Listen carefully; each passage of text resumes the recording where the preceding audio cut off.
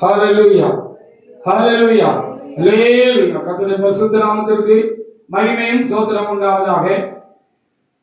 ஒரு பரிசுத்த ஆராதனை செய்யவும், பாடல் ஆராதனை செய்யவும், தேவ ஆராதனை செய்யவும் இறைவனாகிய தேவன் எனக்கு உங்களுக்கு கூட இந்த நாளில் கிருபை செய்து அழைத்து கொண்டு வந்து அவர் ஆசீர்வாதங்களை பெற்றுக் கொள்வதற்கு நமக்கு இரக்கம் பாராட்டி கொண்டிருக்கிற அன்பிற்காக என் தேவனை நான் சோத்திருக்கிறேன். இந்த சமயமானது ஆண்டவருடைய வார்த்தைகளை கேட்டு நம்முடைய ஆத்மாவை பலப்படுத்திக் கொள்ளுகிற நேரமும் சமயமாயிருக்கிறது.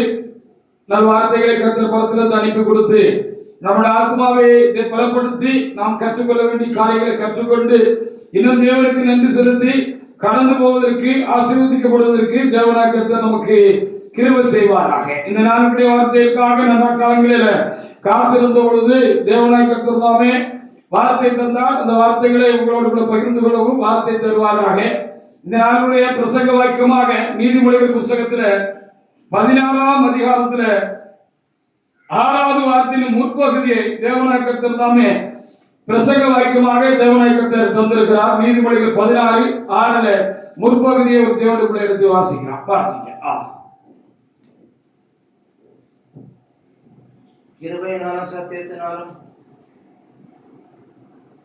கிருபையினாலும் சத்தியத்தினாலும் பாவம் நிவர்த்தியாகும் என்று எழுதப்பட்டிருக்கிறது. திரும்ப வாசிங்க.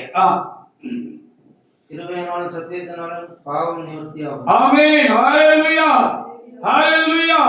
கிருபையினாலும் சத்தியத்தினாலும் பாவம் நிவர்த்தியாகும் என்று கர்த்தர் இன்றைக்கு அந்த வார்த்தையை தியானிப்பதற்கு நமக்கு தாமே நல்ல ஒரு வார்த்தை தந்திருக்கிறார். அதற்காக என் ஆண்டவரை நான் சோதரிக்கிறேன்.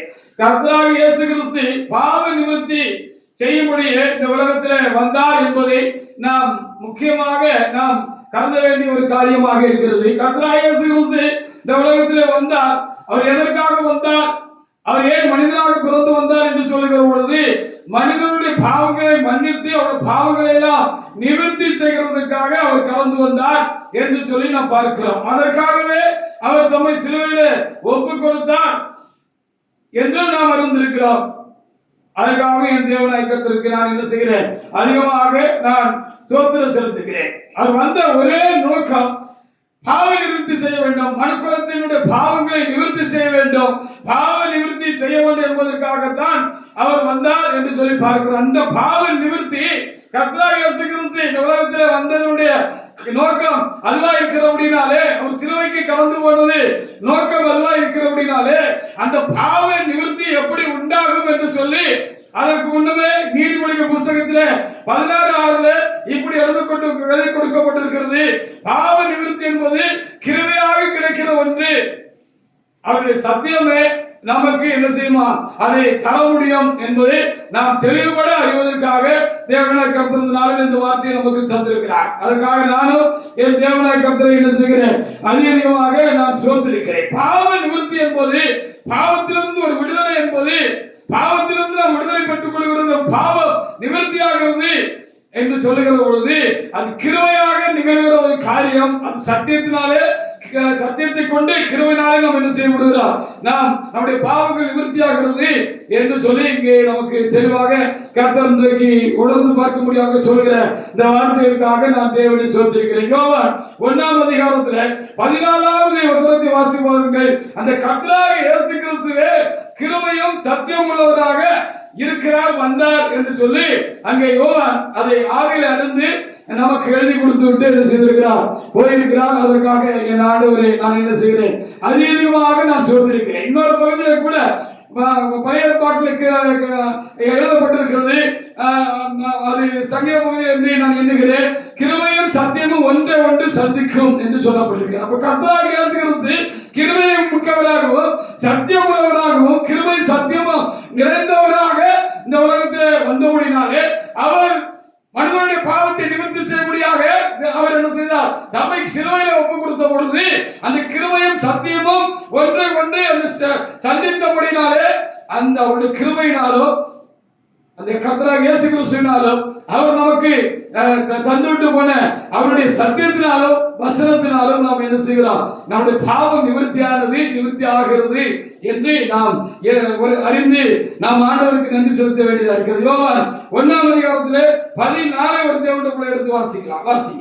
அந்த வார்த்தை மாம்சமாகி கிருபையினாலும் சத்தியத்தினாலும் நிறைந்தவராக, ஆமா, கிருபையினாலும் சத்தியத்தினாலும் நிறைந்தவராக நமக்குள்ளே வாசம் பண்ணினா கிருபை அவருடைய மகிமையை கண்டோம்.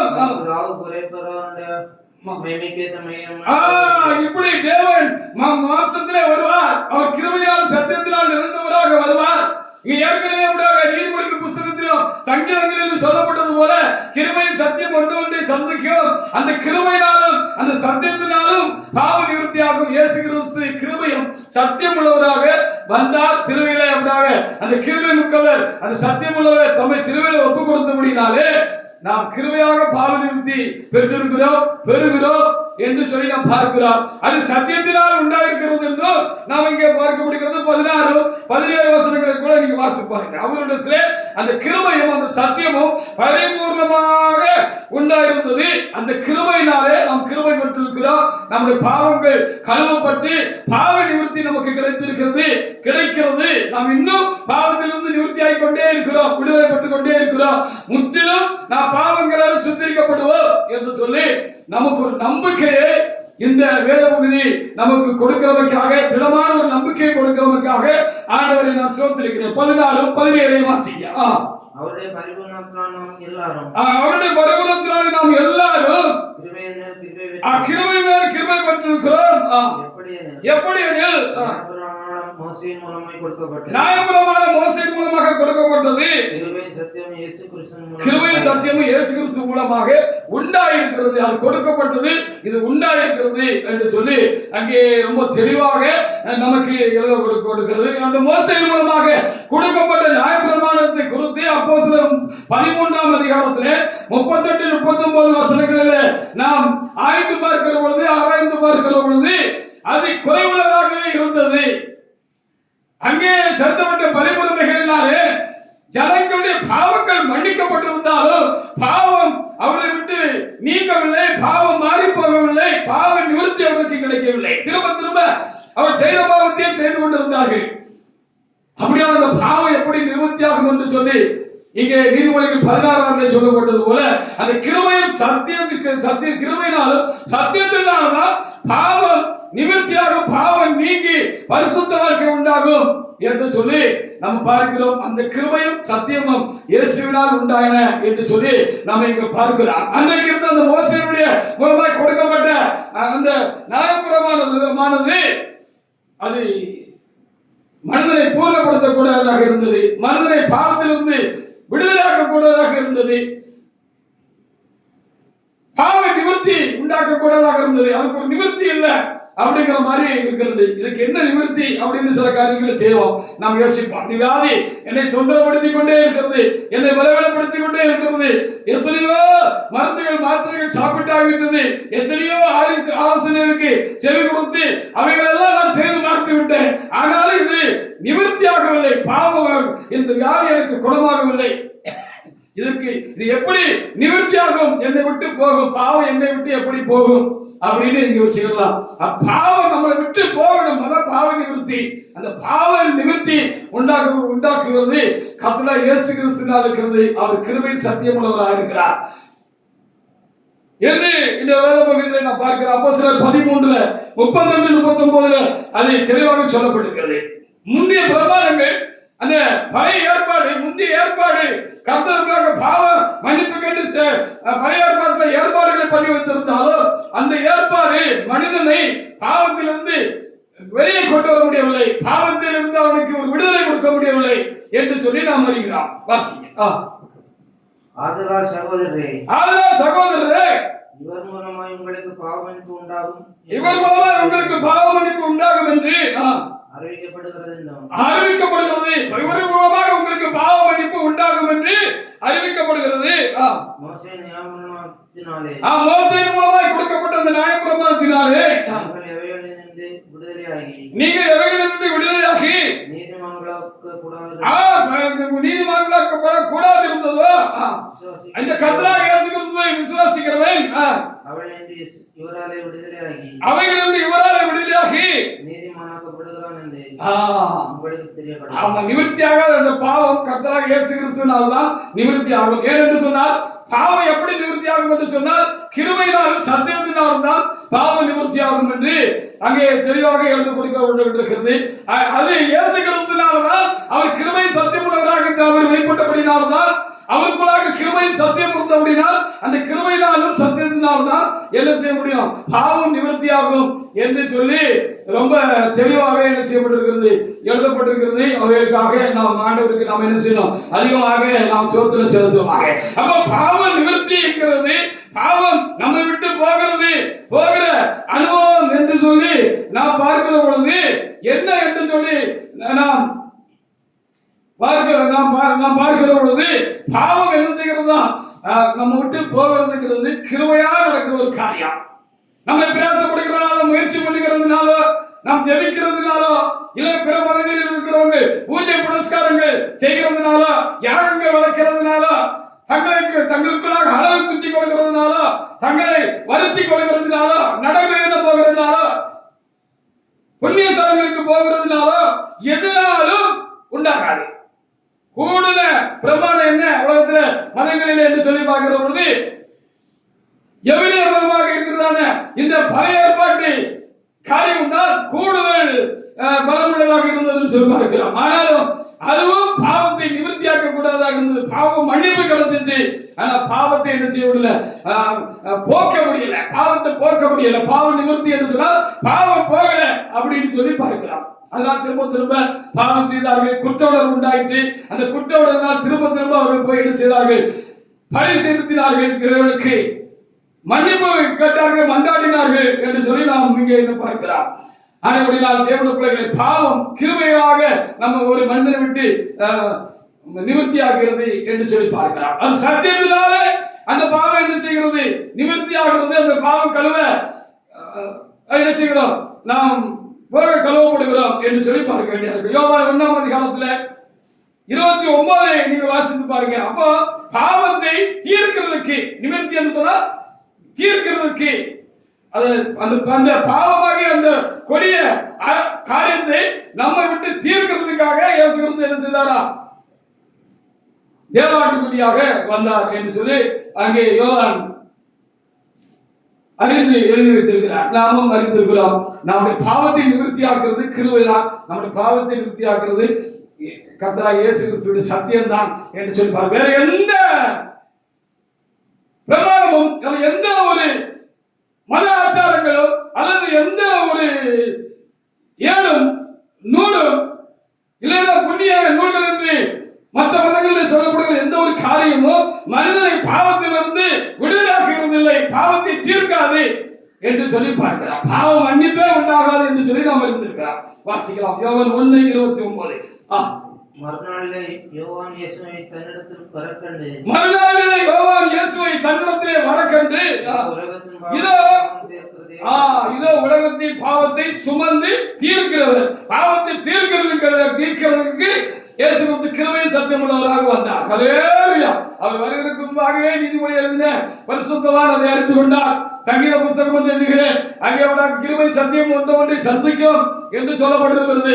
கிருபையின் சத்தியமும் ஒரே இடத்துல வருகிற பொழுதுதான் பாவம் நிவர்த்தி. கிருபை இருந்தால் மட்டும் போராது, அதுக்கு அதை பாவத்தை நிவர்த்தி செய்கிறதுக்கு, பாவ நிவர்த்தி உண்டாகிறதுக்குரிய பிரமாணம் சத்தியம் என்ன செய்ய வேண்டும் என்று சொல்லி இன்றைக்கு கர்த்தர் நமக்கு சொல்லுகிறார். அதனால கர்த்தர் இயேசு கிறிஸ்து மூலமாக அவர் சத்தியமும் கிருபை உள்ளவராக இருக்கிறபடினாலே இந்த பாவம் என்ன செய்கிறது, ஒரு மனிதனை விட்டு நீங்கி போகிறது. மனிதன் பாவத்திலிருந்து விடுதலையாக என்ன செய்ய முடியும் என்று சொல்லி நாம் பார்க்கிறோம். யோவான் 8ஆம் அதிகாரத்துல 31, 32 வசனங்கள் என்ன சொல்லுகிறது என்று சொல்லி அங்கே நாம் பார்ப்போம். அங்கே என்ன சொல்லப்பட்டிருக்கிறது, சத்தியமே ஒரு மனிதனை என்ன செய்யும், விடுதலையாக்கும் என்று சொல்லி அந்த சத்தியத்தில் திருவுருவமாக வந்த இயேசு கிறிஸ்து அதை சொல்லிவிட்டு போயிருக்கிறார். சத்தியம் தான் உங்களை விடுதலையாக்கும். கடவுளுடைய சொல்லுதான், வார்த்தை தான், தேவனுடைய வார்த்தை சத்தியம் சொல்லுதான் உங்களை என்ன செய்யும் அந்த பாவத்திலிருந்து உங்களுக்கு விடுதலை தரும், பாவத்தை தீர்க்கும், நிவர்த்தியாக்கும் என்று தெளிவாக அந்த சத்தியமுள்ள தேவன் நமக்கு சொல்லிவிட்டு கொடுக்கிறார். அவர் கிருபை உள்ளவராக, கிருபை நிறைந்தவராகவும் இருக்கிறார்.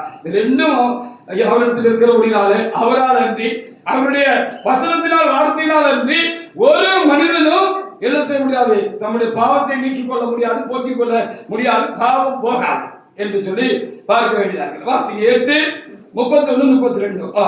இயேசு தம்மை விசுவாசித்த யூதர்களை நோக்கி, இயேசு தம்மை விசுவாசித்த யூதர்களை நோக்கி, நீங்கள் என் உபதேசத்தில் நிலைத்திருந்தால் மெய்யாகவே என்னுடைய சீசராக இருப்பீர்கள்,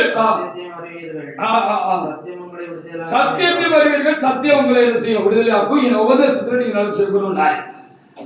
அவரை பாவத்தை போக்கக்கூடிய, பாவத்தை நிவர்த்தியாக்கக்கூடிய, பாவத்தை மனிதனை விட்டு முற்றிலும் அழிக்கக்கூடிய, தீர்க்கக்கூடிய ஒரு சத்தியத்தை அவர் ஜனங்களுக்கு அவர் இருக்கிற காலங்களிலே போதித்து வந்தார் என்று சொல்லி நம்ம அறிந்திருக்கிறோம். அப்படி போல அப்போஸ்தலர்களும் கர்த்தராகிய இயேசு கிறிஸ்துவை பிரசங்கித்தார்கள், அவருடைய வசனத்தை, வார்த்தையை பிரசங்கித்தார்கள். அவர்கள் முதலாவது அவருடைய சத்தியத்தினாலும் இந்த கர்த்தராகிய இயேசு கிறிஸ்துவின் கிருபையினாலும் அவர்கள் பாவங்கள் போக கழுவப்பட்டிருந்தார்கள். அவர்கள் பழைய பாவங்களில் இருந்து விடுதலை அடைந்திருந்தார்கள். அவர்கள் ஒரு புது வாழ்க்கையை வாழ்ந்தார்கள், புதிய பிறப்படைந்திருந்தார்கள், புது மனிதர்களாக இருந்தார்கள். அவர்கள் சத்தியத்தினாலும் கிருபையினாலும் இயேசு கிறிஸ்துவினாலும் பாவ நிவர்த்தியாயிற்று என்பதற்கு சாட்சிகளாக இருந்தார்கள். அவர்கள் சாட்சியிட்டார்கள், மற்றவர்களையும் அந்த கிருபைக்குள்ளாக, அந்த சத்தியத்துக்குள்ளாகவும் கொண்டு வந்து சேர்த்தார்கள். அதனால் அந்த கிருபையினால், சத்தத்தினால், அந்த கர்த்தராகிய இயேசு கிறிஸ்துவினால ஜனங்கள் பாவங்களில் இருந்து என்ன செய்தார்கள், விடுதலை அடைந்தார்கள் என்பதுதான் இங்கே நமக்கு முக்கியமாக சொல்லப்படுகிற ஒரு காரியமா இருக்கிறது. அதே அதிகாரத்தில் 36 கூட வாசிக்கலாம். இயேசு ரெண்டையும் சொன்னார், ரெண்டையும் சொன்னார். சத்தியத்தினால நீங்க விடுதலை அவங்க சொன்னார். என்னுடைய உபதேசம் என்ன என்று சொல்கிற பொழுது, அவர் என்ன உபதேசித்தார் என்று சொல்கிற பொழுது, மனிதனுடைய பாவத்தை நிவர்த்தியாக்குற உபதேசமாக உள்ள உபதேசம் இருந்தது என்பதாக நாம் பார்க்கிறோம். வாசிக்கலாம். யோவான் 8:36. ஆகையால் குமாரன் உங்களை விடுதலையாக்கினால் மெய்யாகவே விடுதலையாவீர்கள். ஆனபடினாலே குமாரன் விடுதலையாகினால் நீங்கள் மெய்யாகவே என்ன செய்வீங்க, நீங்க விடுதலை ஆவீங்கன்னு எழுதப்பட்டிருக்கு. ஹல்லேலூயா, ஹல்லேலூயா. அப்ப குமாரனுடைய கிருபையினாலே நீங்க விடுதலையாகணும். அவருடைய உபதேசத்தினாலே, அவருடைய சத்தியத்தினால்தான் ஒரு மனுஷன் என்ன செய்யணும், விடுதலையாகணும். அவனுடைய பாவம் தான் அவனை விட்டு நீங்கும், தீரும் அப்படின்னு சொல்லி எழுதப்பட்டிருக்கிறது. அப்போ கிருபையும் வேணும்.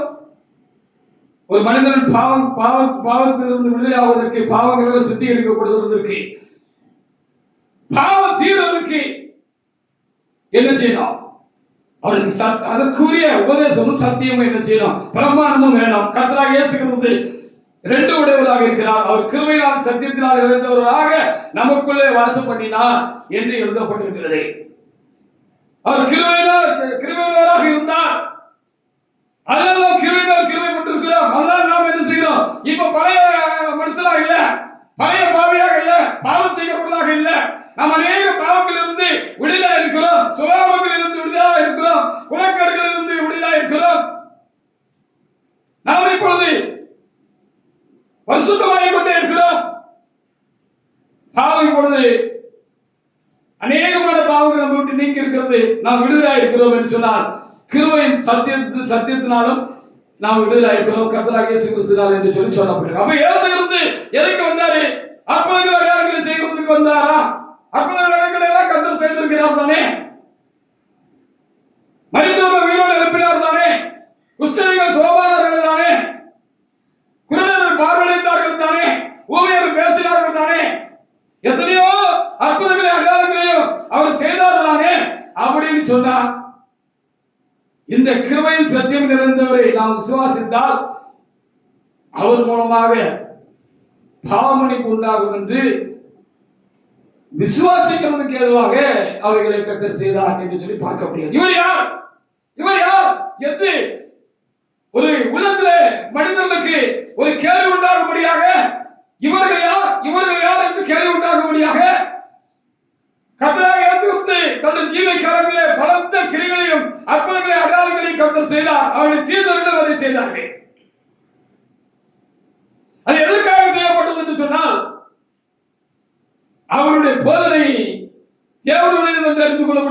அவருடைய போதனை தேவனுடைய அறிந்து கொள்ளும்படியாக அந்த போதனை என்ன என்று சொல்லி பார்க்கிற பொழுது கர்த்தராகிய இயேசு கிறிஸ்து என்ன சொன்னார்? பாவ மன்னிப்பை குறித்து, பாவ நிவர்த்தியை குறித்து, பாவ நிவர்த்தியோட பரிசுத்தமாகுதலை குறித்தும், தேவனுடைய ராஜ்யத்தை குறித்தும், தேவனுடைய நீதியை குறித்தும், மனிதரை விடுதலையாக்கக்கூடிய சத்தியத்தை குறித்து பிரசங்கித்தது போல விடுதலையடைந்த அப்போஸ்தலர்களும் அந்த கிருபையினால் அந்த சத்தியத்தினால் கர்த்தராகிய இயேசு கிறிஸ்துவின் உபதேசத்தினாலும் அவருடைய கிருபையினால் விடுதலை அடைந்ததான அந்த அப்போஸ்தலர்களும் என்ன செய்தார்கள்? அதை பிரசங்கித்த பொழுது அது தேவ வசனம் தான் என்று அவர்கள் விசுவாசிக்கத்தக்கதாக அங்கே அற்புதங்கள் அடையாளங்களும் கர்த்தராகிய இயேசு கிறிஸ்துவினாலும் அவருடைய அப்போஸ்தலர்களாலும் ஆதி திருச்சபையிலும் அது நடப்பிக்கப்பட்டது என்று சொல்லி பார்க்கிறார். அப்ப அற்புதங்கள் அடையாளங்கள் எதற்கு என்று சொல்லி பார்க்கிற பொழுது இந்த குணமாக்கும் அந்த வசனத்தை விசுவாசிக்கிறதுக்காக, பாவத்தை குணமாக்கக்கூடிய அந்த கர்த்தராகிய இயேசு கிறிஸ்துவையும் அவருடைய உபதேசங்களையும் அவருடைய கிருபையினால அந்த பாவ நிவர்த்தியாக என்பதையும் விசுவாசிக்கத்தக்கதாக, விசுவாசம் உண்டாகத்தக்கதாக அற்புதங்கள் அடையாளங்கள் செய்யப்பட்டது. நன்றாக வைத்துக் கொள்ளுங்கள். அதுதான் பிரதான நோக்கம் அல்ல. ஹல்லேலூயா. அப்போஸ்தல காலங்களிலா இருக்கட்டும், திருச்சபையின் ஆதி திருச்சபையுடைய காலங்களா இருக்கட்டும், கர்த்தராகிய இயேசு கிறிஸ்து காலங்களில் அவர் நடப்பித்த பலத்த செய்கிற அற்புதங்களாகட்டும், எதற்காக என்று சொன்னால் பாவ நிவர்த்தி உண்டாக அந்த உபதேசத்தை மக்கள் ஏற்றுக்கொள்வதற்கு ஏதுவாக அது நடப்பிக்கப்பட்டது, ஒளிய விசுவாசிக்கத்தக்கதாக அது நடப்பிக்கப்பட்டது என்று சொல்லிப்பாங்க. அப்போ பிரதான நோக்கம் என்ன அப்ப என்று சொல்லுவாங்கிறது, நாம் முதல்ல பார்த்த மாதிரி கர்த்தராகிய இயேசு கிறிஸ்து எதுக்கு வந்தாரு, எதுக்கு சிலுவையில மரிச்சார் என்று சொல்லி பார்க்கிற பொழுது பாவ நிவர்த்தி இல்லாமல் பாவத்திலே உழந்து பாவத்துக்குள்ளே சேர்த்துக்குள்ளே சிக்கி வெளியே வர முடியாதபடிக்கு கழுவப்பட்ட பன்றியை போல திரும்ப திரும்ப செய்த அந்த பாவத்தையே செய்து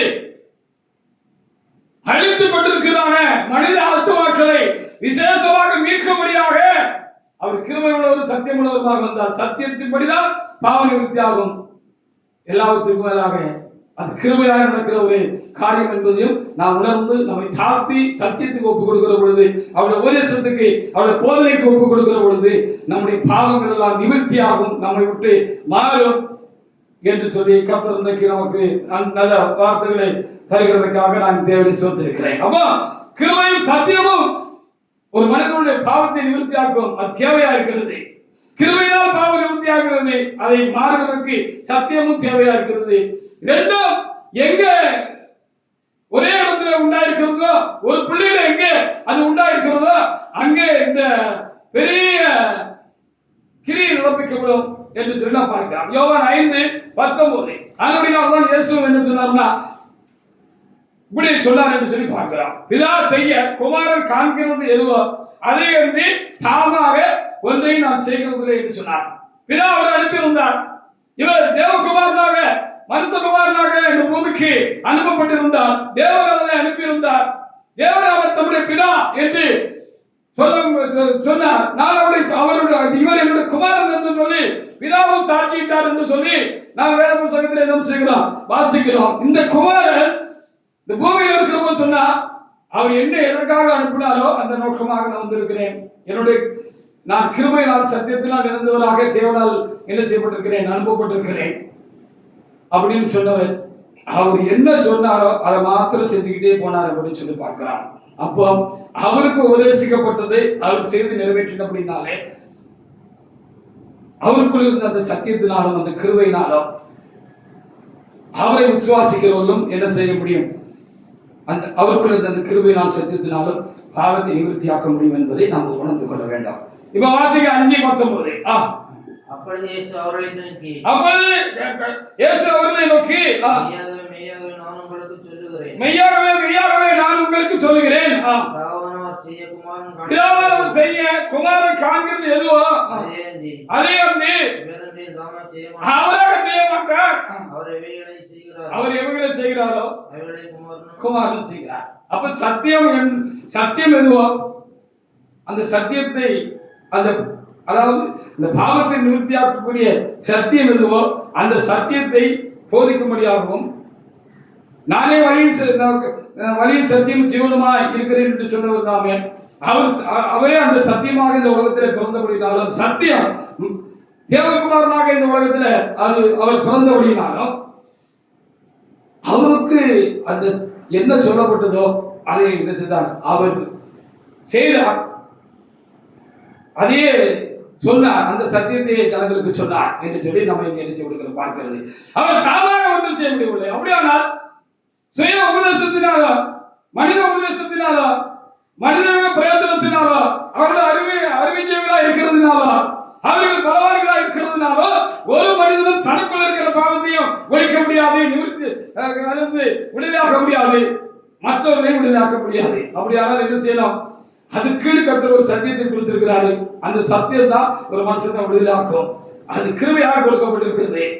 அந்த சத்தியம் கிருபையாக கொடுக்கப்பட்டிருக்கிறது. இந்த கிருபை உள்ள சத்தியத்தை யார் ஏற்றுக்கொண்டு தங்களை அந்த சத்தியத்துக்கு அந்த கிருபைக்கு ஒப்பு கொடுக்கிறார்களா, அதாவது கர்த்தராகிய இயேசு கிறிஸ்துவுக்கு, அவருடைய சத்தியத்துக்கு, அவருடைய போதனைக்கு, அவருடைய வசனங்களுக்கு, எழுதப்பட்டிருக்கிறவர்களுக்கு யார் தங்களை முழுமையாக ஒப்பு கொடுக்கிறார்களோ அவர்களுக்கு இந்த பெரிய பாக்கியம் கிடைக்கும்.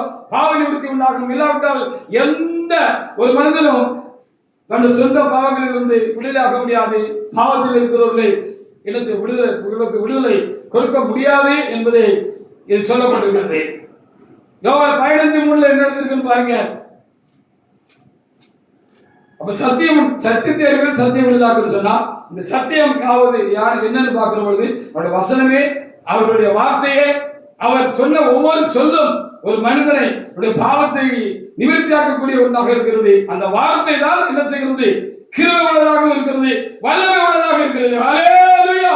கர்த்தராகிய இயேசு கிறிஸ்துவின் வார்த்தை கிருபை மிக்கதாகவும் வல்லமை உள்ளதாக இருக்கிறது. அந்த வல்லமை உள்ள அந்த வார்த்தையினாலும் அந்த கிருபை உள்ள அந்த வசனமுமே ஒரு மனிதன் என்ன செய்கிறது?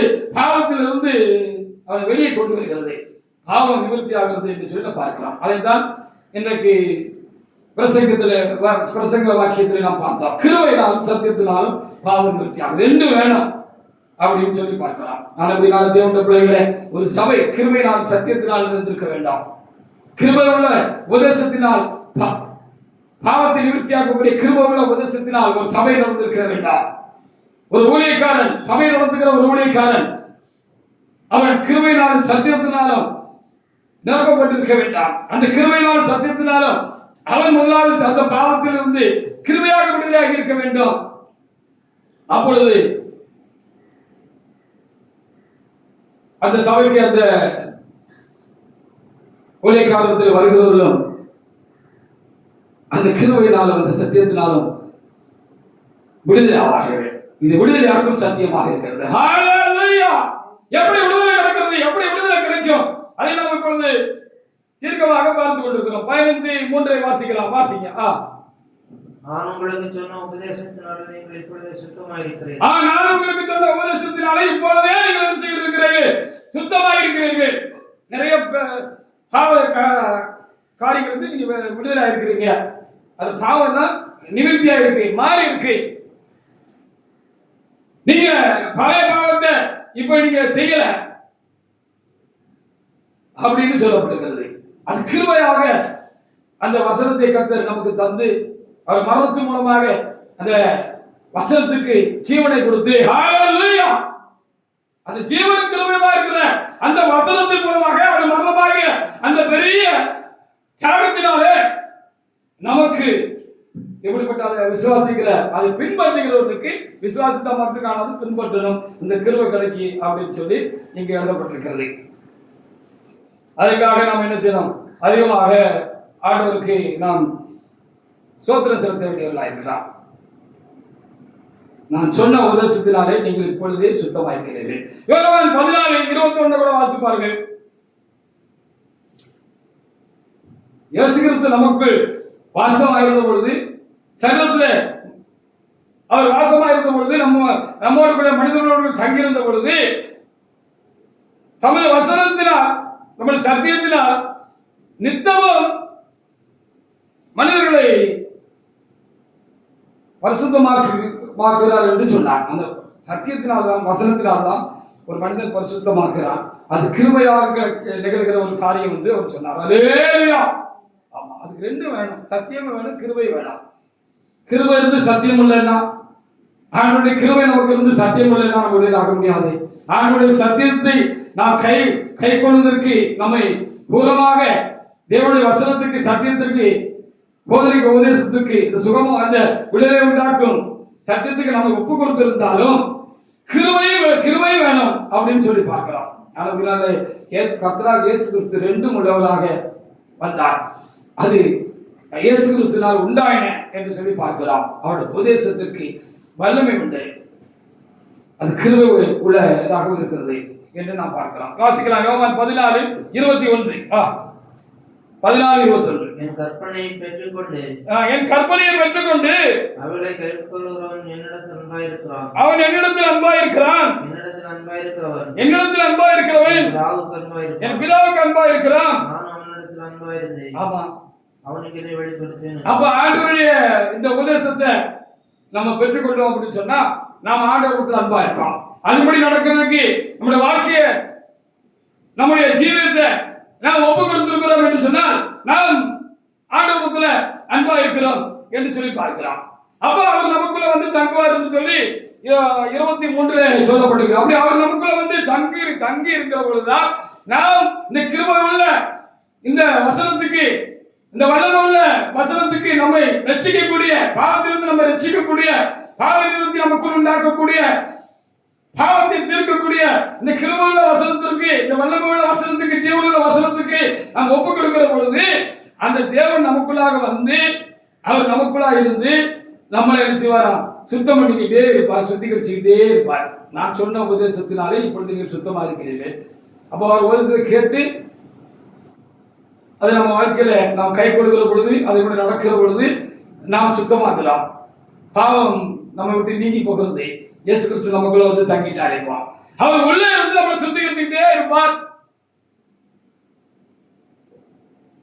அப்படின்னு சொல்லி பார்க்க முடிகிறது. இது பெரிய ஒவ்வொரு நாளும் நமக்குள் நடக்கிற ஒரு முக்கியமான ஒரு காரியமா இருக்கு. அப்படி நம்ம தங்குறதுக்கு நம்ம வசனத்துக்கு நம்ம ஒப்பு கொடுக்கணும், கை கொள்ளணும், வசனத்தை கை கொள்ளணும். அப்ப இயேசு கிறிஸ்து உள்ள வந்து உட்கார்ந்துக்கிட்டு நம்மளை சுத்தம் பண்ணிக்கிட்டே இருப்பார். ஹல்லேலூயா.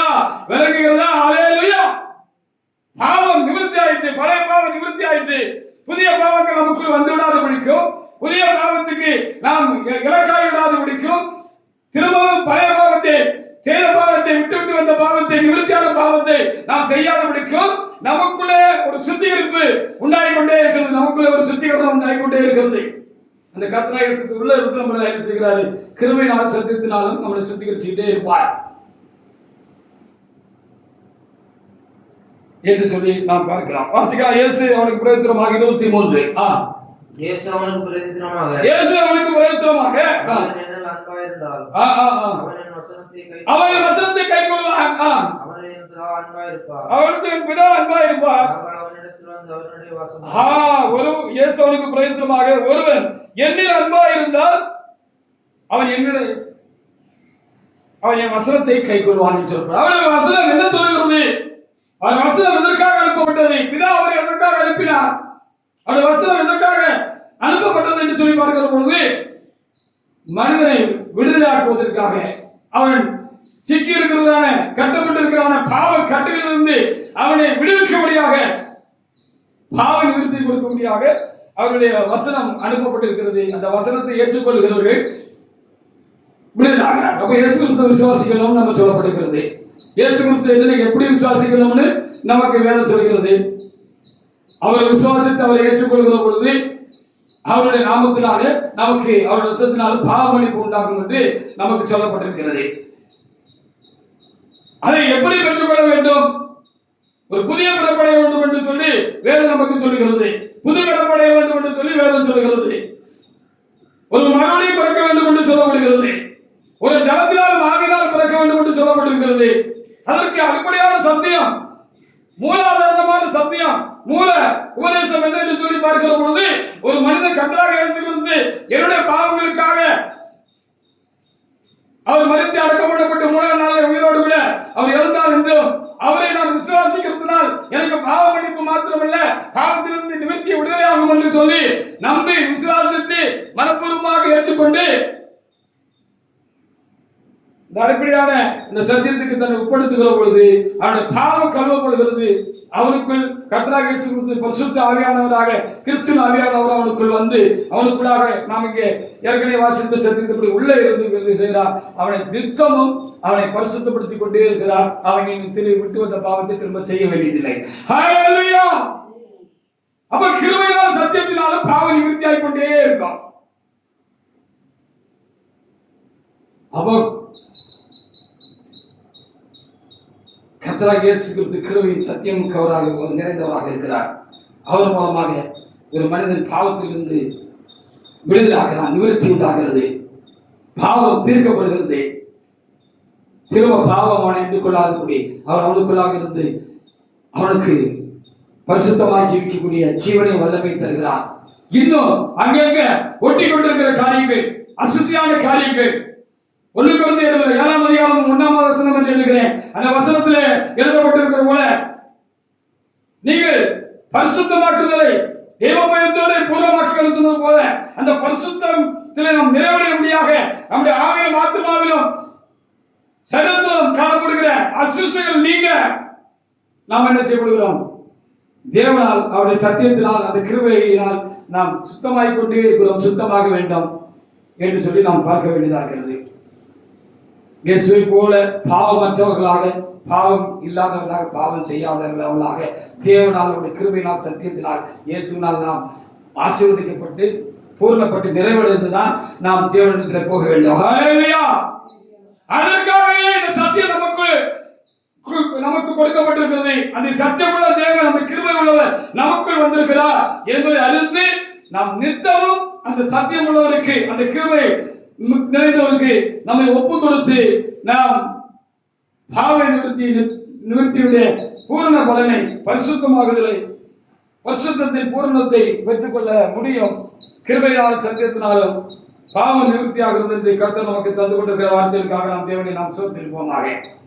அப்போ அவர் நமக்கு என்ன சொல்கிறாரோ அவருடைய வார்த்தையை கேட்டு அவரை விசுவாசித்தார். அவருடைய வார்த்தையை சொல்லிட்டு அதை கேட்டு நம்ம விசுவாசித்தார்.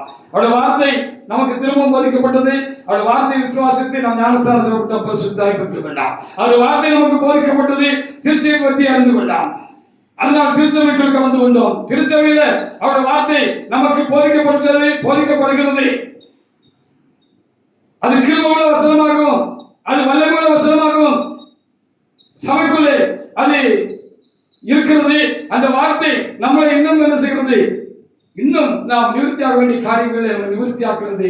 எப்படி அவருடைய வார்த்தை என்ன சொல்லுகிறதோ அதை மாத்திரம் நம்ம செஞ்சுக்கிட்டே இருந்தோம்னா நாம் நித்தமும் பரிசுத்தமாகலாம். ஹல்லேலூயா. இன்னும் மிச்சமா இருக்கிற காரியங்களில் இருந்தும் நாம் என்ன செய்யலாம்? விடுதலாகலாம். அதையும் கர்த்தர் நமக்கு தீர்த்து தந்து அவரை போல பூரண அழகுள்ளவர்களாக மாற்றுவார். அழகு என்று சொல்லுகிற பொழுது அது பரிசுத்தத்தை குறிக்கிறது, பாவம் இல்லாத ஒரு நிலையை குறிக்கிறது. ஹல்லேலூயா. பாவம் இல்லாத நிலையை அழகு என்று நாம் எடுத்துக்கொள்ள வேண்டும். அப்படியானால் அவர் நமக்கு என்ன சொல்கிறாரோ அதை நாம் செய்ய வேண்டாம். விசேஷமாக ஒரு பிரசங்கி தன்னை பிரசங்கிக்காமல் தன்னை ஜனங்களுக்கு காண்பிக்கிறவராக இல்லாமல் கிறிஸ்துவை அல்லது அவருடைய வார்த்தையை வசனத்தை பிரசங்கிக்கிறவராக, கிறிஸ்துவை காண்பிக்கிறவராக இருந்தால் அந்த வசனம், அந்த கிருபை உள்ள வசனம் ஜனங்களை பரிசுத்தமாக்கும். ஹல்லேலூயா. இது ரொம்ப முக்கியமானது. சபையில் பிரசங்கிக்கிறவர்கள் கர்த்தராகிய இயேசு கிறிஸ்துவையும் அவருடைய வார்த்தைகளையும் முக்கியப்படுத்தி முதன்மையாய் கொண்டு ஜனங்களுக்கு அந்த வார்த்தைகளை அவர்களுக்கு காதலையும் அவங்க இதயத்திலையும் போடணும். அந்த வார்த்தை அவர்களை என்ன செய்யும்? பரிசுத்தப்படுத்தும் என்று சொல்லி நாம் இங்கே பார்க்கிறோம். யோவான் 2:5 வசனத்தை ஒரு தேவனுக்குள்ள எடுத்து வாசித்து பாருங்க. யோவான் 2:5 அவருடைய தாய் வேலைக்காரரை நோக்கி ஹல்லேலூயா. அவர் உங்களுக்கு என்ன சொல்லுகிறாரோ அப்படி செய்யுங்க அப்படின்னு சொன்னாங்கன்னு சொல்லப்பட்டிருக்காங்க. ஹல்லேலூயா. அப்போ இயேசு கிறிஸ்து என்ன சொன்னாரோ சுத்திகரிக்கிற உபதேசத்தை நமக்கு தந்திருக்கிறார் அல்லவா? சுத்திகரணம் எப்படி உண்டாகும் என்று நமக்கு போதித்திருக்கிறார் அல்லவா? அவருடைய வார்த்தை நமக்கு எழுதி கொடுக்கப்பட்டிருக்கிறார் அல்லவா? நமக்குள்ளாக இருக்கிற பரிசுத்த ஆவியானவராலே அந்த வார்த்தை நமக்கு பகுத்து போதிக்கப்படுகிறது அல்லவா? அல்லது ஊழியக்காரரை பிரத்யேகமாக அதற்கென்று கர்த்தர் சபைக்கு தந்து தேவன மனிதர்களை தந்து போதகர்களை மேம்பர்களை தந்து தேவனை கர்த்தர் அவருக்குள்ளாக அந்த ஆவியானவர் தாமே தங்கி இருந்து அவருக்குள்ளாக இந்த ஞான வார்த்தைகளை வசனங்களை நமக்கு போதிக்கிறார்கள் அல்லவா?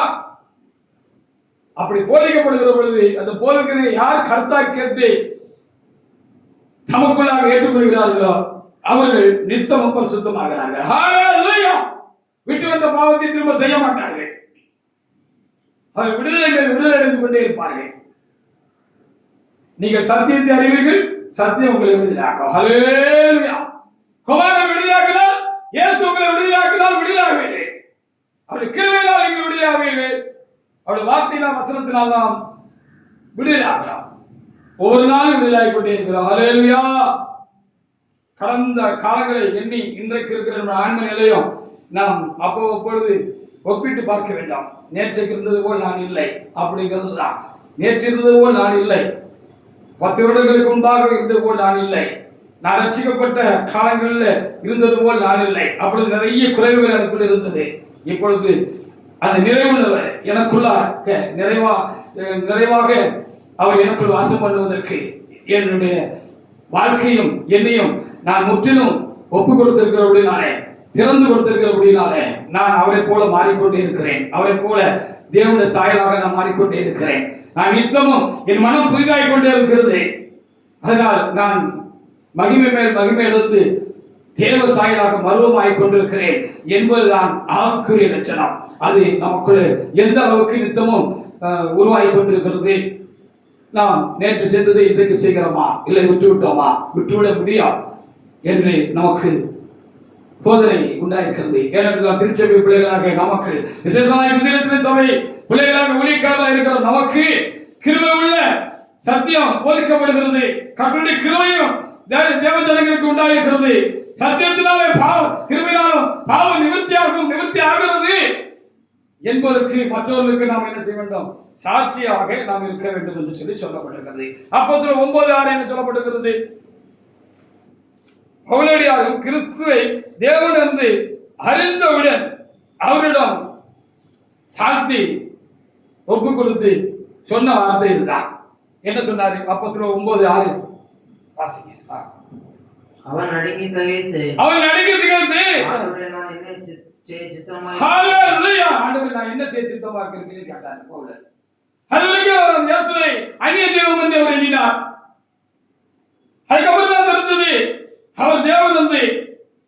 அவர் இன்றைக்கு வரைக்கும் தான் ஆராய்ச்சி வருகிற தேவன் அவர் மனுஷனாக வந்து மனுஷனுடைய தப்பிதங்களுக்காக பாவங்களுக்காக நிவர்த்தியாகாத அநேக காரியங்களை அம்மனிதனுக்கு நிவர்த்தி மனிதனுக்கு நிவர்த்தி உண்டாக்கும்படியாக அவர் வந்தார், மரித்தார், சிலுவையிலே தன்னை ஒப்பு கொடுத்து மரித்தார். அவர் உயிரோடு இருந்து கடந்து போயிருக்கிறார். அவருடைய நாமத்தினாலும் அவருடைய ரத்தத்தினாலும் அவருடைய வசனத்தினாலும் அவரை ஏற்றுக்கொள்கிறனாலும் அவரை விசுவாசிக்கிறதுனாலும் ஹல்லேலூயா என்ன கிடைக்கும்? பாவ நிவர்த்தியாகும் தெரிஞ்சுக்கிட்டாரு. அதனால அவர் நான் என்ன செய்யணும்னு கேட்டார். என்ன செய்யணும்னு கேட்டார். ஆண்டவர் நான் என்ன செய்ய சித்தமா இருக்கிறேன், எனக்குள்ளே இன்னும் சில அழுக்குகள் இருக்கு, அழுக்காக நான் துடைக்கப்பட வேண்டியது இருக்கு. நான் நியாயபரமான போதகர்களாக மாத்திரமல்ல, நான் நியாயப்பிரமாணத்தின் மேலையும் நியாயப்பிரமாணத்துக்கு அந்த தேவன் மேலையும் நான் மகா பக்தி வேலை கொண்டவனாக இருக்கிறேன். ஆனால் எனக்குள்ளேயும் இன்னும் நிவர்த்தியாகாத சில தீமைகள் உள்ள இருக்கு. பாவத்துக்கு அதுவான காரியங்கள் இருக்கு. என்ன பாவம் செய்யறதுக்கு தூண்டுது. நான் இன்னும் குறைவுள்ளவனாக இருக்கேன். பக்தி வைராக்கியம் இருக்கு. ஆனால் அந்த பக்தி வைராக்கியமும் என்னுடைய ஜபமும் என்னை எவ்வளவோ நான் தாழ்த்தின பொழுதும் நான் கல்வி கொண்ட பொழுதும் அது என்ற முற்றிலும் நீங்களையா அதை நீக்கிறதுக்கு நீங்க வந்தீங்கன்னு நான் இப்போ எனக்குள்ள இந்த உண்டான அந்த அனுபவத்தினால நான் உணர்ந்துகிட்டேன் அப்படின்னு சொல்லி என்னுடைய பாவம் நீங்க என்னுடைய புறக்கர்கள் மாத்திரமல்ல என்னை பாவங்களால சுத்திகரிக்கக்கூடிய அந்த காரியத்துக்கு நான் என்ன செய்யணும் அப்படின்னு அவர் கேட்டார்னு நம்ம இதை குறிப்பா விளக்கி விடணும். இதுவரைக்கும் எனக்குள்ள இருந்து என்ன விட்டு போகாத என்ன எவ்வளவு போஸ்ட் பண்ணியா என்னோட மல்லு கட்டுகிற இந்த தீமை என்னை விட்டு நிவர்த்தி ஆகிறதுக்கு ஆண்டவரே நான் என்ன செய்ய சித்தமாக்கிறேன்னு அவர் கேட்டார். ஹalleluya. அந்த பிரமாணத்துக்கு அவர் முழுமையாக ஒப்பு கொடுத்ததுனால, அந்த கிருபைக்கு அவர் முற்றிலும் ஒப்பு கொடுத்தபடினால அவர் என்ன செஞ்சாரு, முதல்ல அந்த உயர்ந்த அந்த ஆவிக்குரிய நிலையை அவர் அணைச்சிக்கிட்டாரு. ஜனங்களுக்கு அதை போதிச்சாரு. அவருக்குள் இருந்த அந்த கிருபையும் சத்தியமும் அந்த கர்த்தர் இயேசு கிறிஸ்துவின் வல்லமையா அநேகரை கிறிஸ்துவுக்குள் கொண்டு வந்தது. அநேகரை பாவத்திலிருந்து விடுதலையாக்கிட்டு ஹalleluya அநேகர் பரிசுத்தமானார்கள். இதற்காகவே கர்த்தர் வந்தார். கிருபை சத்தியம் நிறைந்தவராக இந்த உலகத்தில் வந்தார்.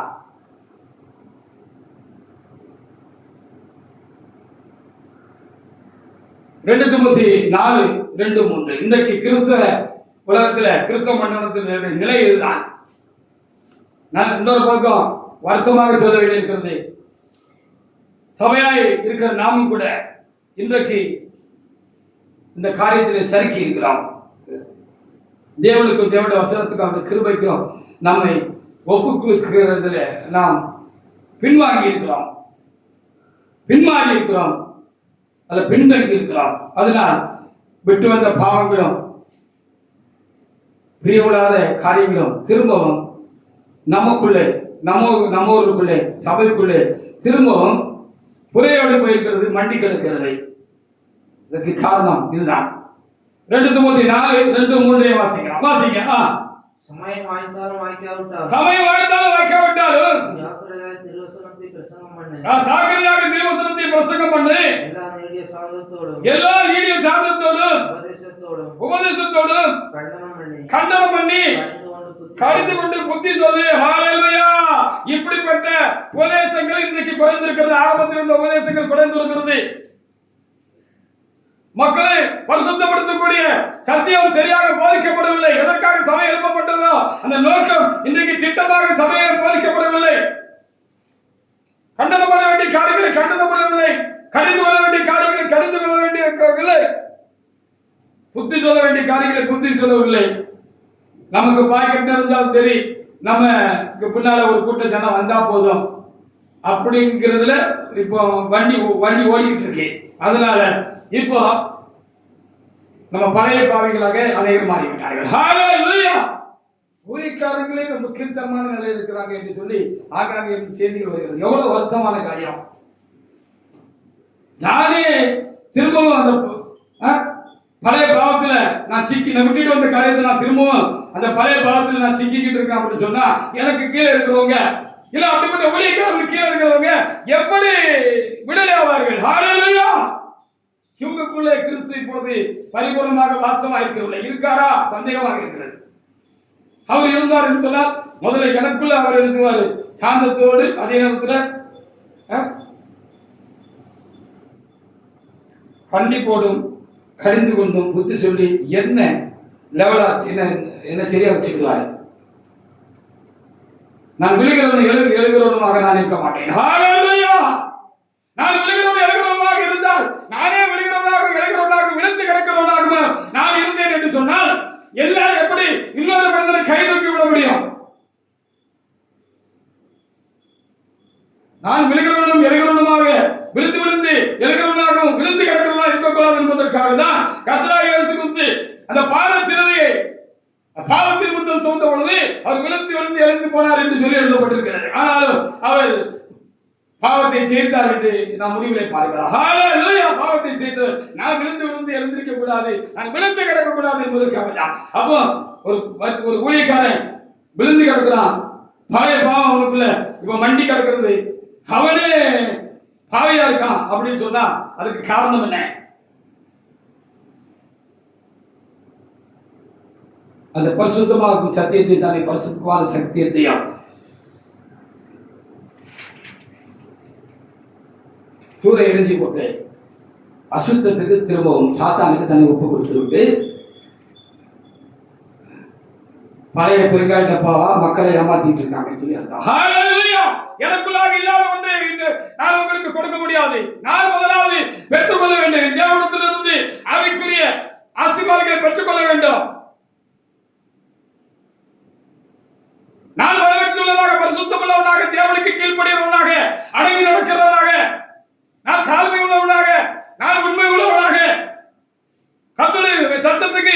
தீவிரமாக நான் செவி கொடுக்கிறவனாக, கர்த்தருக்கு பயந்து நடக்கிறவனாக, துரிகரமான பாவங்களுக்கு என்னை விலக்கி காலம் என்று நித்தமும் மன்றாடுகிறவனாக, நித்தமும் என்னை பரிசுத்தமாக்க மாட்டவரே, இன்னும் என்னத்தில் குறை காண்கிறேன், இந்த குறை என்னை விட்டு நீங்கட்டும் என்று சொல்லி நித்தமும் மன்றாட்டு ஜெபம் பண்ணுகிறவனாக, எந்த ஒரு தேவனோடு கூட நெருக்கமாக இருக்கிறானோ அந்த மனிதன் தன்னையும் பரிசுத்தப்படுத்தி சபையை பரிசுத்தப்படுத்த முடியாது. மற்றபடி சபையை பரிசுத்தப்படுத்த முடியாது. சபை இன்றைக்கு சீரழிந்து இருப்பதற்கு பாவ கல்விசத்தினால் நிறைந்திருப்பதற்கு, ஜனங்கள் பிரிந்து பாவம் செய்கிறதற்கு காரணம் இவைகள் என்று கர்த்தர் ஆவியானவர் சொல்வதற்காக என் ஆண்டவரை நான் என்ன செய்கிறேன், சோத்திருக்கிறேன். வாசிக்கலாம். இப்ப என்ன ஆயிட்டு, இப்ப உலகத்துல மாத்திரம் சபைக்குள்ளேயும் அப்படி மேலோட்டமா போதிச்சுட்டு போறவங்க, ஆசீர்வாதத்தை குறித்து பிரசங்கிக்கிறவங்க, பாட்டு பாடி ஜனங்களை குஷிப்படுத்துறவங்க,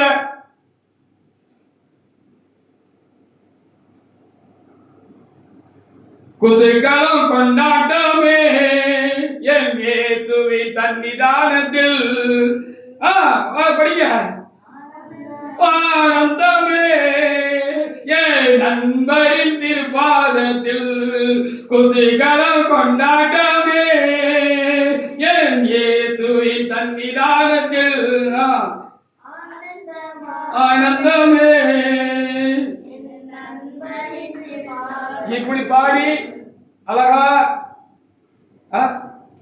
உடல் மொழியை காட்டி வாய்மொழியை காட்டி போகிறவனுக்கு பின்னாலே நம்ம ஜனங்கள் இப்ப போக ஆரம்பிச்சுட்டாங்க. போதில் என்ன இப்ப வெப்பங்காயா நம்ம மக்களுக்கு கசக்கு வாசிக்க பாப்பா முடிச்சா. ஏனென்றால் அவர்கள் ஆரோக்கியமான உபதேசத்தை பொறுக்க மனதில்லாமல் ஆமா இப்ப செவித்தனமாயிட்டு காலை அடைச்சுக்கிட்டாங்க. இப்ப நமக்கு போதையில வேண்டாம்ப்பா, போகமா பேன் கடியில உட்கார்ந்தோமா, நல்ல குழு குழுன்னு காத்து வந்துச்சா, அங்க இருந்து குழு குழுன்னு வாத்து வந்துச்சா, அப்படியே எந்திரிச்சோமா, அப்படியே போனோமா, போன மாதிரி அப்படியே போயிட்டு அப்படியே நம்ம திருமணமானு இருந்தா அவங்க பின்னால இன்னைக்கு மக்கள் போகிறார்கள். அவங்கள சாத்தாலும் தொடர்றது கிடையாது, எந்த வகையில தொடர்றது கிடையாது. அவன் பாவத்துல தானே இருக்கான், அவன் பரிசுத்தமாகல தானே, அவன் கோயிலுக்கு போனாலும் ஜெபம் பண்ணாலும் அவன் ஆராதனையில பங்கு பெற்றாலும் என்ன செஞ்சாலும் அவன் பழைய ஆளா தானே இருக்கான். அவன் இன்னும் பழைய ஆளா அடுத்த வாரத்துக்குள்ள நம்ம அவனை இன்னும் கேடு கட்டவனா மாத்திரலாம் அப்படின்னு சொல்லி இந்த சாத்தா என்ன செய்யலாம், அப்படிப்பட்டவங்களை ஃப்ரீயா விட்டுலாம் திரளாக சேர்த்துக் கொண்டு அடுத்த வசனம் வாசிக்க பார்ப்போம். சத்தியத்திற்கு செவியை விலக்கி கட்டுக்கதைகளுக்கு சாந்தி போகும் காலம் வரும். வந்துட்டு நமக்கு உள்ளே வந்தாச்சு, இவன் வெளியில நம்ம சொல்றதுக்கு ஒண்ணுமே கிடையாது. ஹல்லேலூயா. அது ஏற்கனவே சபைக்குள்ளே எல்லா கிறிஸ்தவ ஊழியங்களும் சபைகளும் ஏற்கனவே விழுந்துதான் கிடந்துச்சு. அப்போ கலாத்தியர் 4:16-17 அப்போ சத்தியத்தை சொல்லணும். அந்த சத்தியத்தினாலே ஒரு மனிதன் பரிசுத்தமாகிறான், ஒரு நித்தமும் விடுவிக்கப்படுகிறான். அது கிருபையாக நிகழ்கிறது. நமக்குள்ளே சத்தியமும் வேண்டும், கிருபை வேண்டும். சத்தியத்தினால் கிருபையினாலும் நாம் பரிசுத்தமாகிறோம், பாவம் நிவர்த்தியாகும். அதற்காக நாம் சோதரிக்க மாட்டோம். வாசிங்க. நான் உங்களுக்கு சத்தியத்தை சொன்னதினாலே உங்களுக்கு சத்ருவானேனோ. நான் உங்களுக்கு சத்தியத்தை சொன்னதினாலே நான் உங்களுக்கு சத்ருவானேனோ. அவர்கள் உங்களை நாடி வைராக்கியம் பாராட்டுகிறார்கள். நல்ல மனதோடு அப்படி செய்யாமல் நீங்கள் அவர்களை நாடி வைராக்கியம் பாராட்டும்படி உங்களை புறம்பார்கள். ஆமா ஐயா எங்க ஐயான்னு சொல்லி அவங்களை குறித்து மேன்மை பாராட்டணுங்கிறதுக்காக அவங்க உங்களுக்கு தக்கன பிரசங்கித்து உங்களுக்கு தக்கன ஊழியம் செஞ்சு உங்களுக்கு சாதகமா அப்பனா தான் நீங்க என்ன செய்வீங்க, வருவீங்க, போவீங்க, இருந்த மாதிரி இருப்பீங்க, செத்து நரகத்துக்கு போவீங்கன்னு எங்கேயும் போயிட்டு போட்டோம். நம்ம காரியம் நடந்தா சரிதான் அப்படின்னு இருக்கிறாங்க என்று சொல்ல முடியும். ஹல்லேலூயா, ஹல்லேலூயா. திட்டமாக, தீர்க்கமாக, உண்மையாக, உறுதியாக, கண்டிப்பாக கர்த்தருடைய பிரமாணத்தை, கட்டளைகளை போதிக்கணும் மக்களுக்கு. ஹல்லேலூயா. சத்தியத்தை சொல்லணும். நீ இப்படிதான் இருக்கணும்னு சொல்லணும், இதான் சரின்னு சொல்லணும், அடிச்சு சொல்லணும், வாங்கி சொல்லணும். அந்த சத்தியம் தான் அவர்களை காக்கும். அடிச்சு சொல்லணும்.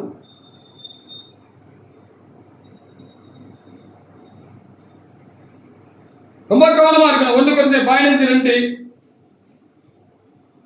அப்போ அந்த பெரிய கிருபையும் அந்த பரிசுத்தமாக்கும் உபதேசமும் திருச்சபை மக்களாகி நமக்கு தேவனால் தலைமையை கொண்டு கையளிக்கப்பட்டிருக்கிறது. இப்படி தலைமை இல்லை, ஆனால் சபை இருக்கிறது. சபையிலே அந்த உபதேசம் கை கொள்ளப்படுகிற இடத்துல, கை கொள்ளப்படுகிற பொழுது கிருபையினாலே, கிருபையாக என்ன செய்யும், இந்த ஆசீர்வாதம் நமக்கு கிடைச்சிக்கிட்டே இருக்கும். இல்லைன்னா சபைக்குள்ள இருந்தாலும் நாம் படுபாவிகளாகத்தான் இருப்போம். வாசிக்கலாம். நான் உங்களுக்கு பிரசங்கித்த பிரகாரம் நீங்கள் அதை கைக்கொண்டிருந்தால் அதனால நீங்கள் ரட்சிக்கப்படுவீர்கள். ரட்சிப்பு என்றாலும் சொன்னேன் என்ன? பாவ மன்னிப்பு, பாவ நிவர்த்தி தான் ரட்சிப்பு. பரிசுத்தமாகிறது தான் ரட்சிப்பு. பரிசுத்தத்தில் நிறைவடைகிறது தான் ரட்சிப்பு. தேவசாயம் அடைகிறது தான் ரட்சிப்பு. அது நித்தமும் எனக்குள்ளே, உங்களுக்குள்ளே, சபைக்குள்ளே, ஒவ்வொருவருக்குள்ளே நடக்க வேண்டிய ஒரு முக்கியமான காரியமாக இருக்கிறது. ஹல்லேலூயா. இது கிருபையாக நடக்கிறது. அவர்கள் சத்தியத்தினால் நாம் அது நமக்குள்ளே நடக்கிறது. நாம் தேவசாலாக அழைக்கப்பட்டிருக்கிறோம், தெரிந்து கொள்ளப்பட்டிருக்கிறோம். 2 தீமோத்தேயு 3:14-15 கூட வாசிக்கலாம். 2 தீமோத்தேயு 3:14-15. இன்னொருவர் யாத்திராகமம் 25:40 எடுத்து வைத்துக் கொள்ளலாம். நீ கற்று நிச்சயித்துக் கொண்டவர்களை நிலைத்திரு. அது இன்னாரிடத்தில் கட்டாய் என்று உன்னை அறிந்திருக்கிறாய். ஆமா.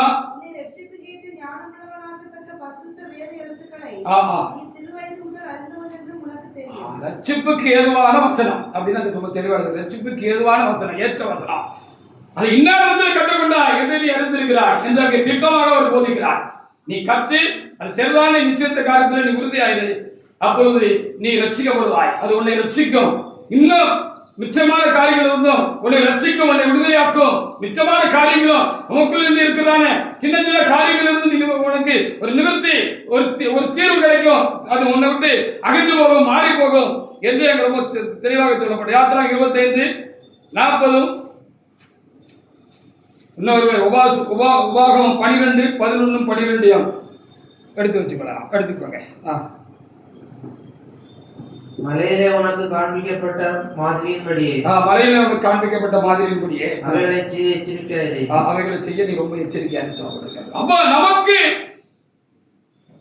கிறிஸ்து மாதிரியா இருக்கிறார்.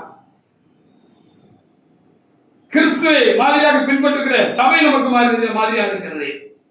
இந்த கிறிஸ்துவ சபையும் கர்த்தருடைய காரியங்களை பின்பற்றுகிற உண்மையுள்ள ஊழியக்காரர்கள் நமக்கு மாதிரியாக இருக்கிறார்கள். அவர்களை பின்பற்றி போனால் நீங்களும் பயபக்தி அடைவீர்கள், பரிசுத்தமாவீர்கள். ஹல்லேலூயா. அவங்களே நாற்றமா இருக்காங்கன்னா அவரோட உள்ளான ஜீவியமே, அவங்களோட அந்தரங்க வாழ்க்கைய நாற்றமா இருக்கு. வெளியில அந்த நாட்டம் அவ்வப்பொழுது வீசுது அப்படின்னா,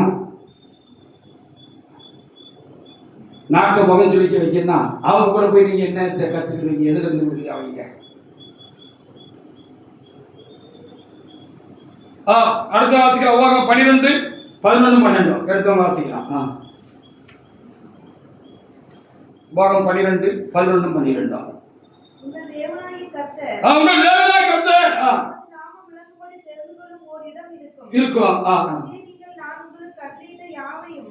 உங்கள் சர்வாங்க தகனங்களையும் உங்கள் பலிகளையும் உங்கள் தசம பாகங்களையும் உங்கள் கையேறெடுத்து படைக்கும் படைப்புகளையும் நீங்கள் கர்த்தருக்கு நேர்ந்து கொள்ளும் விசேஷித்த எல்லா பொருத்தனைகளையும் கொண்டு வந்து உங்கள் தேவனாகிய கர்த்தருடைய சந்நிதியில் நீங்களும் உங்கள் குமாரனும் அதானா உபாகமம் 12:11-12 கண்ட இடத்துல எல்லாம்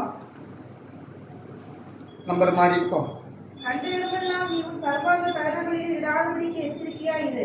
முந்தின வசனம் கூட வச்சுக்கலாம். உங்கள் தேவனாகிய கர்த்தருடைய சந்நிதியில் நீங்களும் உங்கள் குமாரரும் உங்கள் குமாரத்திகளும் உங்கள் வேலைக்காரரும் உங்கள் வேலைக்காரிகளும் உங்களோடு பங்கும் சுதந்திரமும் இல்லாமல் உங்கள் வாசல்களில் இருக்கிற லேவியரும் சந்தோஷப்படுகிறார்கள்.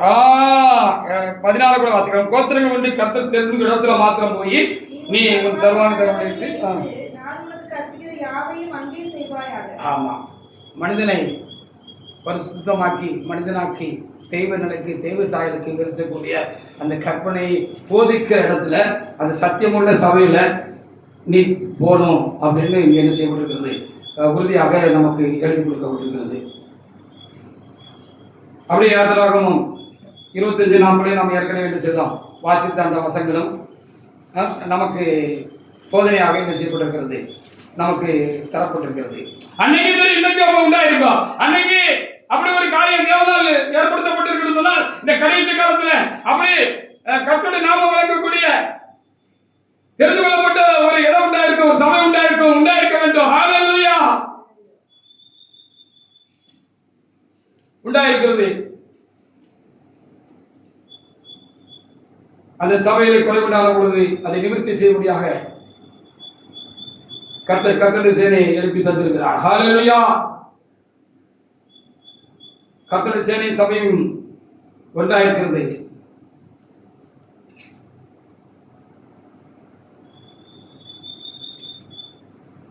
இந்த கர்த்தருடைய சபையாய் சேனையா இருக்கிறதோ அந்த கர்த்தருடைய சேனை எங்கே கூடுகிறதோ அங்கே தேவ பிரசன்னம் உண்டாயிருக்கிறது.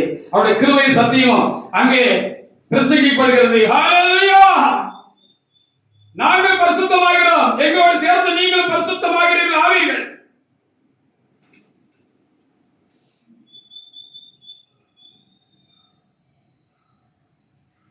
அப்போ ஒரு மாதிரி கொடுக்கப்பட்டிருக்கிறது. மாதிரி முன்மாதிரியாக ஒரு இடம் வேணும். அந்த இடத்துல முன்மாதிரியாக ஜீவிக்கிறவர்கள் வேணும். ஹல்லேலூயா, உபாகமம் 4:2, இன்னொரு 12:32. அப்போ இந்த நிவர்த்தி, இந்த பரிசுத்தம், இந்த நிறைவு, இந்த பூரணம், இந்த தேவசாயம், பங்கமில்லாத பரிசுத்தம், இவைகளோட கூட மோட்ச வாழ்வு கிடைக்கணும்னா அந்த கர்த்தருடைய வசனம் என்ன சொல்லுதோ அதை தான் நம்ம கவனிக்கணும், மற்ற எதையும் கவனிக்க கூடாது. ஹல்லேலூயா, பாத்தீங்க 4:2, நான் உங்களுக்கு கற்பிக்கும் உங்கள் தேவனாய கர்த்தரின் கட்டளை நீங்கள் கைக்கொள்ளும்படி ஆமா நான் உங்களுக்கு காண்பிக்கிற வசனத்தோட நீங்கள் ஒன்றும் கூட்டவும் வேண்டாம், ஆமா அதில் ஒன்றும் குறைக்கவும் வேண்டாம். ஆமா, மிஞ்சின நிர்வாணம் இருந்து எல்லாரும் ஒண்ணு நம்ம சொல்லிக்கிட்டு அலையக்கூடாது, செஞ்சுட்டு இருக்கக்கூடாது. வசனம் என்ன சொல்லுதோ வசனம் தான், சத்தியம் தான் நம்மளை பரிசுத்தமாக்கும். அவருடைய கிருபை தான் நம்மளை பரிசுத்தமாக்கும், பாவ நிவர்த்தி உண்டாக்குறது, பரிசுத்தமாக இன்னும் பரிசுத்தமாக பரிசுத்தமாக்குறது என்று பாருங்க. 12:32, நான் உனக்கு விதிக்கிற யாவையும் செய்யும்படி கவனமாயிரு. நீ அதனுடைய ஒன்றும் கூட்டவும் வேண்டாம், ரொம்ப கவனமாயிரு, அதில் ஒன்றும் குறைக்கவும் வேண்டாம். ரொம்ப கவனமாயிரு என்று சொல்லப்பட்டிருக்கிறது. கூட்டவும் கூடாது, குறைக்க கூடாது. கூட்டினாலும் அது தப்பாயிரும், குறைச்சுன்னா சரி சில வசனங்கள் நமக்கு போதிய வசனங்கள் நடக்க வேண்டாம்னு சொன்னா நீங்க அந்த மேலான நிலையை எட்ட முடியாது, நிவர்த்தி உண்டாகாது, பரிசுத்தம் உண்டாகாது. ஹல்லேலூயா, அப்ப வசனத்துக்கு கவனமாக செவி கொடுக்க வேண்டும். கர்த்தராகிய இயேசுவினுடைய உபதேசத்துக்கு, சட்டதிட்டங்களுக்கு, சபையிலே போதிக்கப்படுகிற காரியங்களுக்கு, போதிக்கப்பட்ட காரியங்களுக்கு, கர்த்தர் நிச்சயித்துக் கொண்ட காரியங்களுக்கு நம்ம வலதுபுறம் இடமும் சாயாதபடிக்கு நம்ம என்ன செய்யணும், நம்ம சரியா இருக்கணும். சமயத்து சந்தர்ப்பத்துக்கு வளைஞ்சு கொடுக்கிற வலதுபுறம் ஊழியக்காரருக்கு சொல்றது கேட்கக்கூடாது.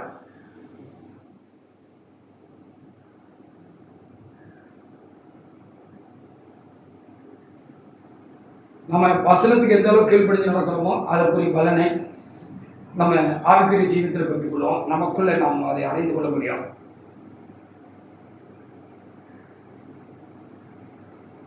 அதற்குரிய பலன் தான் ஆண்டோட வருகையிலும் உண்டாயிருக்கும். அப்பொழுதுதான் நாம் எடுத்துக்கொள்ளப்படுவோம். வெளிப்படுத்தல் 22:12 முதல் 14 வசனங்களை ஒரு எடுத்து வாசிக்கலாம். வாசிக்கலாம். இதோ சீக்கிரமாக சீக்கிரமாய் வருகிறேன். இதோ சீக்கிரமாய் வருகிறேன். அவனுடைய கிரியைகளின்படி அவனவனுக்கு நானளிக்கும் பலன் என்னோடே கூட வருகிறது. ஆமா, அப்ப அவனுடைய கிரியைகளுக்கு படி வசனத்துக்கு எந்த அளவுக்கு அவர்கள் தங்களை முற்றிலும் ஒப்பு கொடுத்திருந்தார்களோ அதற்கு ஏற்ற கிரியைகளை நான் அவனுக்கு கொடுக்கும்படி நான் வருகிறேன் என்றுதான் அந்த வசனம் சொல்லப்படுகிறது. ஹalleluya. அப்போ நாம் பூர்ணமாக நம்மை பரிசுத்தமாக்கக்கூடிய அந்த சத்தியத்திற்கும் அந்த கிருபைக்கும் நாம் நம்மளை ஒப்பு கொடுக்கணும். அதுக்கு கட்டுப்பட்டு நம்ம நடக்கணும். அப்போ அதனுடைய பலனை கொடுக்கும்படியாக கர்த்தர் இயேசு கிறிஸ்து வருவார். நான் அல்பாவும் ஓமேகாவும் அவரே ஆரம்பமும் முடிவுமாகவும் நானே முந்தினவரும் பிந்தினவருமாகவும் நானே யெகோவாகவும் நானே பிந்தினவராக கர்த்தராக இயேசு கிறிஸ்துவாகவும் ஜீவ விருட்சத்தின் மேல் அதிகாரம் உள்ளவராவதற்கு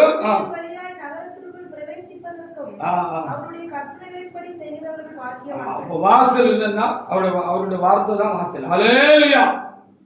இந்த வாசல் வழியா நம்ம போகணுமா? அப்பதான் என்ன செய்யலாம்? அவருடைய கற்பனையின்படி நம்ம என்ன செய்யணும்? நடந்தா நம்ம பாக்கியவான்கள் என்று சொல்லப்பட்டிருக்கிறது. அதே அதிகாரத்துல 18-19 வாசித்து முடிக்கலாம்.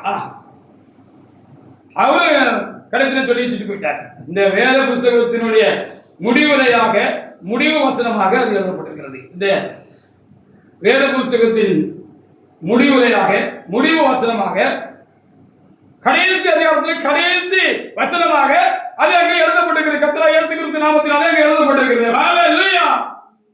ரொம்ப கவனமா இல்லாவிட்டால் நாம் வஞ்சிக்கப்பட்டு விடுவோம். நாம் நிறைவடைய முடியாது. தேவசாயில் அடைய முடியாது. நாம் ஏமாந்து விடுவோம். சத்துரு நம்மை வச்சிட்டு ஏமாற்றி அந்த மேலான ஆசீர்வாதத்தை நாம் இழந்து போக முடியாது சென்று விடுவான். ரொம்ப கவனமாக நாம் காணப்பட வேண்டியது அவசியமாக இருக்கிறது. வாசிங்க. இந்த புஸ்தகத்தில் உள்ள தீர்க்கதரிசன வசனங்களை கேட்கிற யாவருக்கும் இந்த புஸ்தகத்தில் தீர்க்கதரிசன வசனங்களை கேட்கிற யாவருக்கும் நான் சாட்சியாக எச்சரிக்கிறதாவது ஒருவன் இவைகளோட எதையாவது கூட்ட வேண்டாம். இந்த புஸ்தகத்தில் இருக்கிற வாதைகளை தேவன் அவன் மேல் கூட்டுவார். ஒருவன் இந்த தீர்க்கதரிசன புஸ்தகத்தின் வசனங்களின் எதையாவது அது குறைக்கவும் வேண்டாம், விட்டுறவும் வேண்டாம். நீங்களா சுய இஷ்டமான காரியங்களுக்கு உங்களை ஒப்பு கொடுக்காதீங்க. மிஞ்சி உடனே நீங்க செய்யாதீங்க. இந்த வசனத்துக்கு மிஞ்சி ஒரு காரியத்தை நீங்க செய்யாதீங்க. அதுக்கு விட்டு எந்த வசனத்தையும் விட்டுறாதீங்க, வேண்டாம் விட்டுறாதீங்க. ஜீவ புஸ்தகத்தில் இருந்தோம் பரிசுத்த நரகத்தில் இந்த புஸ்தகம் விட்டுட்டாலும் தப்பு. மிஞ்சின நீதிமானா இருந்தாலும் வசனத்துக்கு மிஞ்சி இருக்கக்கூடாது. வசனம் திருமணம் எடுத்துக் கொள்ளலாம் என்றுதான் சொல்கிறது. வசனம் என்று சொல்கிறது சொன்னால் கங்காணியானவன் சொந்த மனைவி பிள்ளைகளை விடவனாக இருக்கணும். சொந்த குடும்பத்தை நல்லா நடத்துகிறவனாக இருக்கணும். தன்னுடைய பிள்ளைகளை விசுவாசத்துக்கு கீழ்ப்படி பண்ணுகிறவனாக நல்லொழுக்கம் கொண்ட பிள்ளைகளை உடையவனாக அவன் இருக்கணும் அப்படின்னு சொல்லுது. இதுக்கு மிந்தி நமக்கு முந்தி இருந்த ஒரு பெரிய ஆவிக்குரிய சபையில ஒரு உபதேசத்தை கொண்டு வந்தாங்க. இது வேதத்துல இதுக்கு மிந்தி என்னன்னா, ஊழியத்துக்கு வரணும்னா கணவன் மனைவியா இருந்தாலும் என்ன செஞ்சிடணும், அவங்க அவளை ரெண்டா பிரிச்சு அந்த அம்மா ஒரு சபையில போட்டிருந்தோம், இந்த ஐயா ஒரு சபையில போட்டிருந்தோம். குடும்பமா இருக்கக்கூடாதுன்னு ஒரு உபதேசத்தை மிஞ்சின ஒரு உபதேசத்தை நமக்கு முந்தைய இருந்த ஒரு பெரிய ஆவிக்குரிய சபைக்காரங்க கொண்டு வந்தாங்க. அதுல விழுந்து போனாங்க. அவங்க வேதம் என்ன சொல்கிறது? மனிதனிடத்தில் தேவன் பிரிக்காதிருக்க கடவுள் இருக்க சொல்லுகிறது. வேதம் என்ன சொல்கிறது? பவுலடியார் என்ன சொல்கிறார்? நீ எந்த நிலையில் அழைக்கப்பட்டாயோ அந்த நிலையில நீ உன்னை காத்துக்கொள். நீ மனைவி இல்லாதவனாக இருந்தால் மனைவியை தேடாதே. நீ மனைவி விடவனாக இருந்தால் மனைவி விட்டு நீ பிரியாதே அப்படின்னு தான் சொல்லப்பட்டிருக்கிறது. மிஞ்சின நீதி இருந்தால் அதை பரிசுத்தமாக்கூடிய பரிசுத்துக்கு மிஞ்சி நம்மளா ஒண்ணு உண்டாக்கிட கூடாது என்பதுக்கு இதை நான் சொல்றேன். அதை மாதிரிதான் விட்டுறக்கூடாது. என்னது, நகை போடணும்னா போட்டுக்கலாம், போட வேண்டாம்னா போட வேண்டாம். புல்லு போல போட்டுக்கலாம், எள்ளு போல போட்டுக்கலாம். காதுல எள்ளு போலையும் கழுத்துல புல்லு போலையும் போட்டுக்கலாம் அப்படின்னு அங்க எழுதி வச்சிருப்பாங்க தானே. புல்லு போல போட்டுக்கலாம், எள்ளு போல போட்டுக்கலாம். எள்ளு போலையும் போட சொல்லு, புல்லு போலையும் போட சொல்லல. இதெல்லாம் விட்டுருங்க. இதெல்லாம் உங்களுக்கு வேண்டாம். உங்களுக்கு அலங்காரமா இராமல் அப்படின்னு சொன்னா அதையும் நம்ம சரியா கைக்கொள்ளலாம். விட்டுறவும் கூடாது. நம்மளா ரொம்ப பெரிய நீதிமான் காட்டுன்னு சொல்லி சுயமா எதையாவது நம்முடைய வாழ்க்கையிலும் சரி, நம்முடைய உபதேசத்திலும் சரி, நம்முடைய சபையிலும் சரி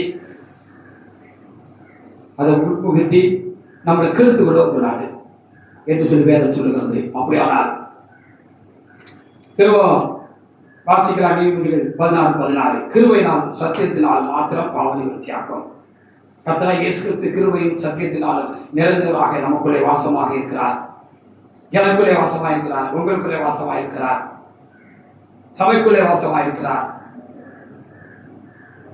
இதிலே நாம் தெளிவுள்ளவர்களாக இருந்து நம்மை நித்தமும் தேவனுடைய கருத்திலே உட்படுத்தி நமக்குள் இருக்கிற தேவனாலே நித்தமும் பயணம் தேடுவோம், பரிசுத்தமாகுவோம், நிவர்த்தி உண்டாகட்டும். நாம் நமக்குள் இன்னும் தீர்க்கப்பட வேண்டிய காரியங்கள், மிச்சமாக இருக்கிற காரியங்களும் இந்த சத்தியத்தினாலும் கிருபையினாலும் நிவர்த்தியாகட்டும், தீர்க்கப்படட்டும். நாம் தேவசாயிலிருந்து கர்த்தருடைய வரைக்காக நாம் ஆயத்தப்படுவோமாக. வாசிக்கலாம். கிருபையினாலும் நிவர்த்தியாகட்டும். கர்த்தர் இந்த வார்த்தைகளை ஆசீர்வதிப்பாராக. நாம் தேவனாய் கர்த்தரை நாம்